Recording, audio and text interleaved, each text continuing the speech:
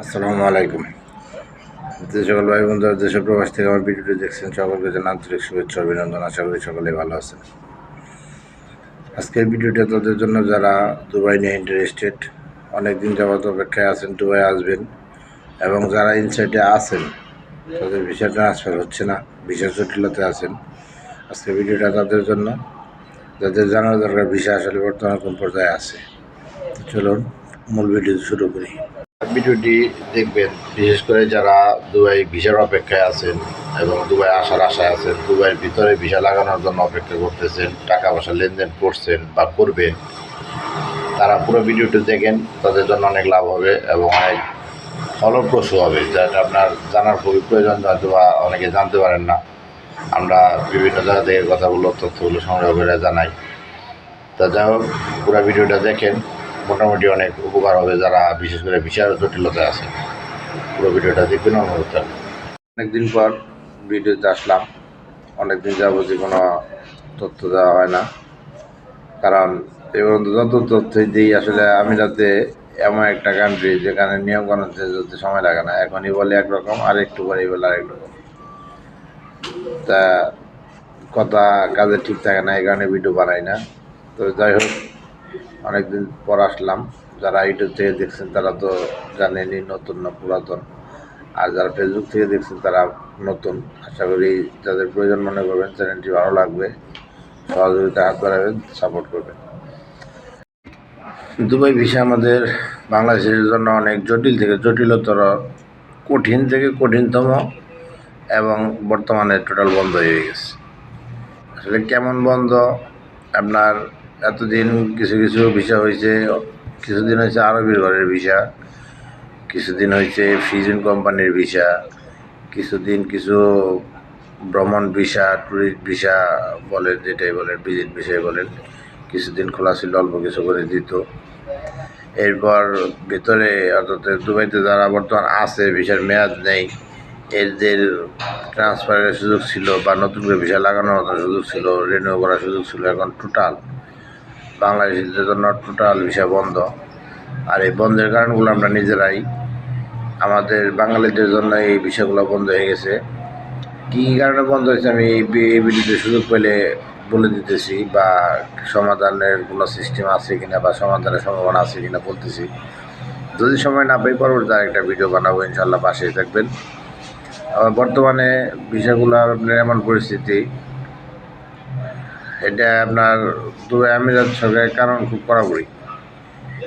কিছু visit visa খুলছিল, এরা বিভিন্ন শর্ত সাপেক্ষে, বাঙালি জালিয়াতির কারণে সকল শর্ত সাপেক্ষে আমরা ডুপ্লিকেট করে, কিছু এজেন্সি আছে, কিছু অসাধু ব্যবসায়ী আছে, এরা সকল ডকুমেন্ট জালিয়াতি করে এরা ভিসা গ্রহণ করছে, এবং ওগুলো পুরোপুরি আরব সরকারের কাছে বা এই শেখের কাছে পুরাটাই স্পষ্ট যে সব কিছু ডুপ্লিকেট করা।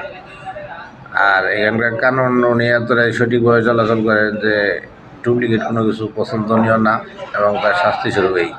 বর্তমান পরিস্থিতিতে আমাদের জানা মতে এখানে যারা বাইরে অবস্থানরত আছে, যারা এজেন্সি খুলে আছে বা বিভিন্ন টাইপিং সেন্টার আছে, এদের কাছ থেকে পাওয়া তথ্য অনুযায়ী বা দু একজন যারা কনসালটেন্ট যাতে কথা বলতে পারে, এমপ্লয়িতে কথা বলতে পারে, যোগাযোগ করতে পারে, এদের কথা অনুসারে বা এদের কাছ থেকে তথ্য পেয়ে আমরা যতটুকু জানি, আপাতত দুবাই ভিসা টোটাল বন্ধ। কেউ কোনো প্রকার লেনদেন করবেন না, সতর্কতা স্বরূপ এটাই প্রথম বর্ণনা বাণী। কোনো প্রকার লেনদেন করেন না, আপাতত টোটাল ভিসা হচ্ছে না। কেউ দেখাইতে যে আপনি এই যে আজকে 5টা ভিসা উঠাইলাম, এই যে আজকে 2জনকে পাঠাইলাম, এই যে 10টা ভিসা উঠাইলাম, এগুলো অনেক আগে যেগুলো লেবার অ্যাপ্রুভাল হয়ে আছে, ওইগুলা তাও অনেকবার চেষ্টার পরে অ্যাপ্রুভ হইতেছে, যেগুলো লেবার অ্যাপ্রুভাল আগে হয়ে গেছে। আরবির ঘরের বিষয় এখানে সবসময় পাওয়ারফুল থাকছে।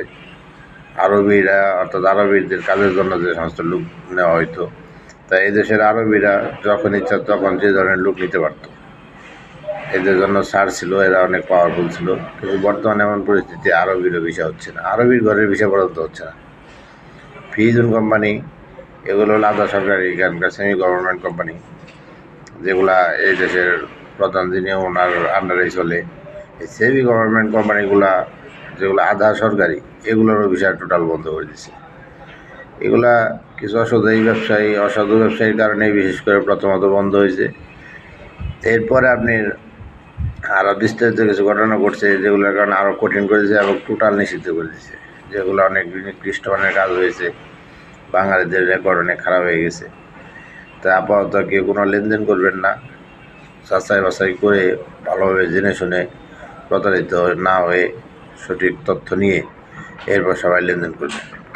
তবে একটা বিষয় হলো কি, এখানে তো ডিরেক্ট কোনো ঘোষণা আসে নাই, দুবাই সরকারের তরফ থেকে কোনো ঘোষণা আসে নাই যে এখানকার টোটাল বাংলাদেশি ভিসা বন্ধ, না এমন কোনো ঘোষণা আসে নাই। তাদেরকে জিজ্ঞাসা করার মতো কোনো উপায় নেই। যদি আপনার ওদের অফিসে যাওয়া হয় বা যে এম্বাসিতে অথবা আপনার যদি এমআরআতে যে আমির সেন্টার আছে, আমির সেন্টারে জিজ্ঞেস করা হয়, তাদের সেন্টারে জিজ্ঞেস করা হয়, বলবেন না আমরা তো কোনো ঘোষণা দিই নেই, আমরা তো কোনো নোটিশ দিই নেই, বা আমরা তো ডিক্লারেশন দিই নেই যে বন্ধ, কিন্তু প্রসেসিং হচ্ছে না। একটাই সিস্টেম দেয়, ও server loss, server down, system loss, বিভিন্ন কারণে প্রসেসিং হচ্ছে না, ট্রাই করেন হবে এমন আশ্বাস দিবে। ওই হয়তো প্রতারকচক্র আপনাদেরকে এইভাবেই বলবো যে কোথায় ভিসা বন্ধের ডিক্লারেশন পাইছ, কে দিছে ডিক্লারেশন? না আমিরাতের খালিজ টাইম পত্রিকা অথবা আমিরাতের যে সমস্ত সংবাদ মাধ্যমগুলো আছে যেগুলোর মাধ্যমে কোনো রকম ডিক্লারেশন দেওয়া হয় না যে ভিসা ওপেন অথবা ভিসা খোলা, এমন কোনো ডিক্লারেশন আসে না, এরা বলবেও না। আপনার ওই অ্যাপ্লাই করতেছে, অ্যাপ্লিকেশন পাঠাইতেছে, ইমেল করতেছে, ফর্ম পূরণ করতেছে, কিন্তু হচ্ছে না কেন? কারণ ওই একটাই, এগুলা যারা আমরা বলি বা যারা বলে যে এই কারণে হচ্ছে না, এটা সকলের একটা ধারণা। এবং কিছু কিছু আপনার বাঙালি আছে যারা একটু উচ্চপদস্থ বা কনসালটেন্ট সহ, এরা যোগাযোগ করলে মাঝে মধ্যে এই কারণগুলো দেখায়, তখন বোঝা যায় যে টোটাল বন্ধ, এখন খোলার মতন সম্ভাবনা নেই। তা বন্ধ, এটার কোনো ডিক্লারেশন ঘোষণা কেউ দেখাইতে পারবো না, আমরাও পারবো না, অনেকেই কেউ পারবো না যে কোথায় বন্ধ ঘোষণা করছে। না, বন্ধ ঘোষণা তো করে নাই, তবে হচ্ছে না, এগুলা অ্যাপ্লাইগুলো অ্যাপ্রুভাল হচ্ছে না।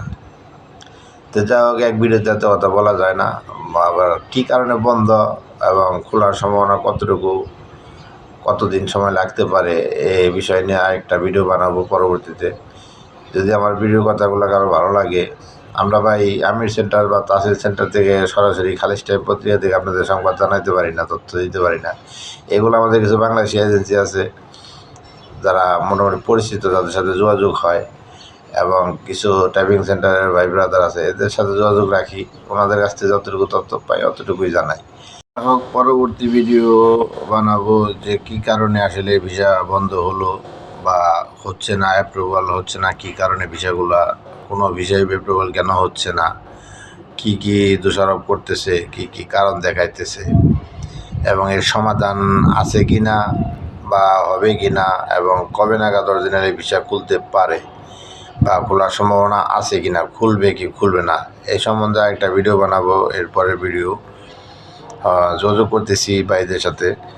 তো যাক, যদি কারোর এই ধরনের তথ্য পেতে ইচ্ছুক বা প্রয়োজন মনে করেন, যারা দুবাইয়ের আশায় আছেন, তারা একটু কষ্ট করে ধৈর্য ধরেন এবং আমার এই ইউটিউব চ্যানেলটি সাপোর্ট করবেন, সাবস্ক্রাইব করবেন ও শেয়ার করবেন। এবং যারা ফেসবুক পেজ থেকে দেখছেন, তারা যদি দুবাইয়ের বিস্তারিত কোনো কিছু জানার প্রয়োজন মনে করেন, তারা ফলো করবেন এবং শেয়ার করবেন। আজ এ পর্যন্ত, আল্লাহ হাফেজ।